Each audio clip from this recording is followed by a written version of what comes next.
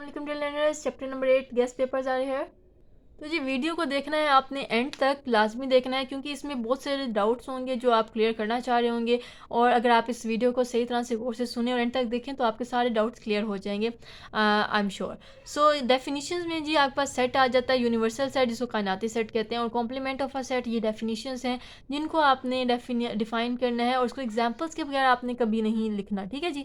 तो कोई भी आपके पास डेफिनेशन है जैसे पिछले चैप्टर्स की भी है, उसके साथ आपने एग्जाम्पल लाजमी देनी है, ठीक है जी। ये आपने बात याद रखनी है क्योंकि 1 मार्क होते हैं उसकी स्टेटमेंट के और 1 मार्क होते हैं एग्जाम्पल के। अगर फॉर एग्जाम्पल इसकी एग्जाम्पल नहीं है तो आप उसका फॉर्मूला भी लिख सकते हैं। फॉर एग्जाम्पल आपके पास अरिथमेटिक मीन, जस्ट मैं पीछे वाले चैप्टर से आपको एग्जांपल दे रही हूँ, इसका कोई फॉर्मूला अगर आपके पास है तो a+b/2 लिख दें, ठीक है। ऊपर स्टेटमेंट लिख के कि अरिथमेटिक मीन एक्चुअली होता है क्या है या अरिथमेटिक सीक्वेंस क्या होती है, उसके नीचे उसका फॉर्मूला भी लिख दें तो आपके मार्क्स पूरे हो जाएंगे। लेकिन आपने जस्ट स्टेटमेंट नहीं लिखनी, उसके साथ एक्स्ट्रा एग्जाम्पल या डेफिनेशन लाजमी देनी है, ठीक है जी।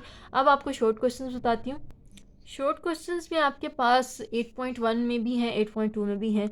तो 8.1 में तो जी आपके पास जी है कि ये एग्जाम्पल 1 है, ठीक है। तो ये आपके यूनिवर्सल सेट दिया हुआ है और ए दिया हुआ है और आपने फाइंड करना है ए कॉम्प्लीमेंट। ये जो ऊपर छोटा सा निशान होता है ना, इसका मतलब होता है ए कॉम्प्लीमेंट, मतलब u माइनस ए, मतलब u में से a माइनस कर दें तो वो ए कॉम्प्लीमेंट होता है।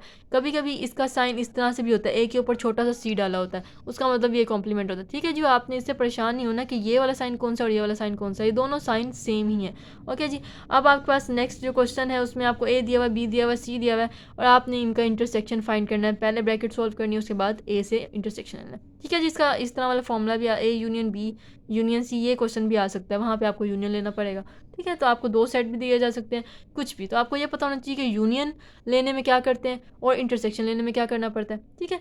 नेक्स्ट आपके पास है ये वाला क्वेश्चन जो कि बहुत बहुत बहुत इंपॉर्टेंट है, शॉर्ट में भी आ जाता है, लॉन्ग में भी आ जाता है, और इसको आपने लाजमी करना है, इसको आपने स्किप नहीं करना, ठीक है जी। और ये वाला क्वेश्चन भी इंपॉर्टेंट है, लॉन्ग में भी आता है, शॉर्ट में भी। ज़्यादातर ये क्वेश्चन शॉर्ट में रिपीट होता है। सो ये क्वेश्चंस आप कर लें तो ये भी इनफ है 8 चैप्टर में से। तो लें जी, लॉन्ग क्वेश्चन में जस्ट डी मॉर्गन लॉ आप कर लें, डी मॉर्गन्स लॉ जो यही क्वेश्चन बनता है लॉन्ग क्वेश्चन में चैप्टर 8 से। तो डी मॉर्गन लॉ के जो क्वेश्चंस हैं 5, 6, 7 चैप्टर 8.1 एक्सरसाइज के, चैप्टर 8 के, तो वो वाले आपके सारे ही क्वेश्चन इंपॉर्टेंट हैं और आपने वो डी मॉर्गन लॉ सही से कर लेना है। कभी कभी ऐसा होता है कि आपको पेपर में डी मॉर्गन लॉ की स्टेटमेंट नहीं दी होती, ठीक है, लेकिन आपको ये पता होना चाहिए, आपको याद होनी चाहिए कि डी मॉर्गन लॉ की स्टेटमेंट क्या है। A union B whole complement is equal A complement intersection B complement, मतलब अगर यहाँ पे यूनियन है तो यहाँ इंटरसेक्शन आएगा, यहाँ पे उस पूरे के ऊपर कॉम्प्लीमेंट है। अगर आप इसकी ब्रैकेट ओपन करें तो पहले ए के ऊपर कॉम्प्लीमेंट आ जाएगा, यूनियन का उलट करेंगे तो इंटरसेक्शन हो जाएगा, बी के ऊपर कॉम्प्लीमेंट लेंगे तो बी के ऊपर कॉम्प्लीमेंट आ जाएगा।